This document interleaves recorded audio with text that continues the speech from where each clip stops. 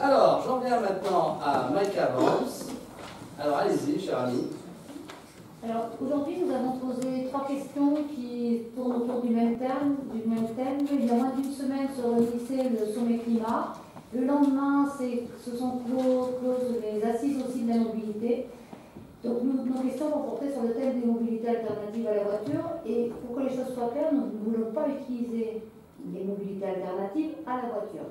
Mais il va falloir qu'un jour, les gens ici comprennent que plus il y a de piétons, plus il y a de cyclistes, plus il y a d'utilisateurs de transport en commun, plus il sera facile de circuler en voiture, plus il sera facile de trouver une place. Donc en fait, je pense qu'on peut tous avoir le même objectif. Donc ma question, la première, va porter sur les transports en commun. Je vous en ai déjà parlé ici il y a quelques mois. Maisons-Laffitte a le plus mauvais score de desserte en bus rapporté au nombre d'habitants et au nombre d'emplois de toute l'agglomération. Je sais que les transports en commun sont maintenant la compétence de l'agglomération, mais comme vous êtes nos représentants à la communauté d'agglomération, j'aimerais bien que vous nous disiez ce que vous avez déjà obtenu, ce que vous avez éventuellement demandé, où en sont les discussions sur les transports dans Maisons-Laffitte. Merci. Alors, très franchement, je ne sais pas où vous êtes allé chercher ça. Je vous le dis comme je le pense. Je crois que vous êtes mal informés. Il y a effectivement, bon, il y a 262 des RTP qui viennent jusqu'ici. Il y a le RER également sur lequel il y a eu une modification des grilles et qui a eu un peu de flottement, si j'ai bien compris, mais ça rentre dans l'ordre. Il y a ensuite 2 lignes, la ligne 12, la ligne 2, la ligne 6. Et quand vous nous dites c'est, je dirais, quelque chose qui n'est pas performant au regard de la chose, je suis complètement en désaccord avec vous. Je ne sais pas où est-ce que vous allez chercher, où vous faites intoxiquer, où vous prenez, je ne sais pas, je dirais vos désirs pour des réalités. J'ajoute que, justement, au dernier conseil interco, et je salue notamment le travail de ma collègue du PEC qui travaille beaucoup, j'ai réussi effectivement de faire inscrire dans la prise en charge, même si ça ne coûte rien parce que c'est remboursé par le STIF, le transport scolaire.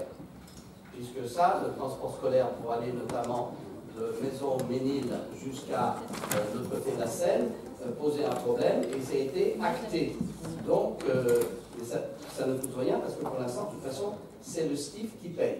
Donc, de ce côté-là, voilà. Et donc, c'est évolutif là encore. Très franchement, je ne sais pas trop comment on peut, en matière des bus, véritablement hyper améliorer le système. Le problème, c'est que ça a des coûts, ça, vous pouvez vous en douter, et ce qui coûte cher, ce n'est pas le gros bus ou le petit bus, il coûte le même prix, c'est le personnel. Un jour, on aura sans doute des bus qui seront automatiques. Et donc, à ce moment-là, on pourra certainement encore améliorer. Par exemple, dans le parc, on a souvent été saisi, il n'y a rien au Cap du Nord, etc. Ben oui, il n'y a rien au Cap du Nord parce qu'on était incapable de le payer, etc. Donc, à mon avis, on ira sans doute vers cela, mais pour l'instant, je réfute totalement votre assertion en disant qu'on a un ratio qui est mauvais. Je ne sais pas où est-ce que vous êtes allé chercher ça. Maintenant, si vous avez des documents que je n'ai pas, je les prendrai volontiers. Vous les avez, je vous les ai envoyés par mail aujourd'hui. En oui, même temps, je les ai envoyés à l'ensemble des collègues. J'en ai 500, alors vous voyez à peu près. Vous demanderez à vos services, mais je pense que vous l'aviez avant même. Non, ce n'est pas mes services, ce sont les services de la mairie. Bien. J'ai trouvé un tableau dans une étude qui a été faite, un bureau d'études qui a été mandaté par la communauté d'agglo pour étudier les transports dans toute la ville. Alors, les transports en général, et pas les mobilités dans toute la communauté d'agglomération, et pas seulement les transports en commun. Mais donc là-dedans, il y a quelque chose qui s'appelle stratégie de mobilité pour le territoire de Saint-Germain, boucle de Seine, phase 1, diagnostic et enjeux. Au milieu de ce diagnostic qui représente, je pense, moins 40 à 60 pages, il y a un tableau fort intéressant où il y a un indicateur d'adéquation. Donc c'est l'adéquation entre les besoins et l'offre. La ville de Maisons-Laffitte a un indicateur de 370. Je vous le dis tout de suite, c'est très mauvais. 370, c'est l'indicateur le plus élevé. La ville suivante après nous est à 113, c'est Houille. Les meilleurs, oui, on a vraiment, mais de pire, on est les plus mal classés. Écoutez, vous me passerez ça, je regarderai, parce que, ce qui est certain, c'est qu'on suit effectivement tout ça. Ce diagnostic, je pose des questions et on va vérifier. Mais ce qui est certain aujourd'hui, c'est que du côté de l'Interco, il y a une volonté encore assez affirmée, je dirais, de coordonner mieux les transports en commun, donc y compris pour les bus. Voilà, donc dans le même Non, mais mail, d'accord, j'ai compris, madame. C'est pas je voudrais compléter mes arguments. Dans le même mail, je vous ai mis aussi des petits graphiques où j'ai répertorié l'ensemble des stations, des arrêts de bus de toute Maison Lafitte et d'une partie du Ménil. J'ai fait des cercles autour d'environ 200 mètres à vol d'oiseau. Et donc j'ai noté quelques endroits dans lesquels il n'y a pas du tout d'arrêt de bus. Oui. La partie de la population et en fonction des heures. Par exemple, j'ai remarqué que le parc des sports n'est desservi que jusqu'à 18h. Le dernier passage au parc des sports est à 18h05. Ça veut dire que si j'ai un entraînement de foot ou de je ne sais pas quoi au parc des sports, je peux éventuellement y aller si c'est en tout début de soirée. Je peux y aller.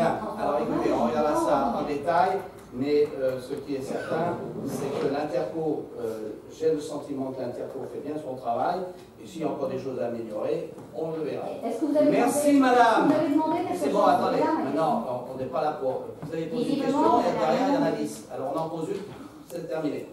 Alors, je viens maintenant à Christine Lebert. Oui, ma question porte sur l'aide à l'acquisition de vélos à assistance électrique. L'État conditionne le versement du bonus écologique au versement par les collectivités territoriales d'une aide à l'achat. Pensez-vous instituer une telle aide? Non, pour la bonne et simple raison que l'État a supprimé cette aide. Non. Si? Je suis désolé, M. Darmanin l'a annoncé. Voilà, donc c'est dans le droit, donc adressez-vous au gouvernement que vous soutenez. Alors, bien. Deuxièmement, il s'agit d'une compétence de l'AGLO, mais la région est en train de vouloir faire un système de 6 mois avec la possibilité effectivement d'aider ce genre de choses. Et ce n'est plus une compétence communale. Voilà.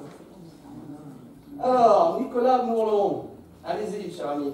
Oui, alors, vous avez compris, comme l'a dit Maïka, on pédale, oui. Voilà, nos questions visent à ouvrir un débat sur les mobilités actives.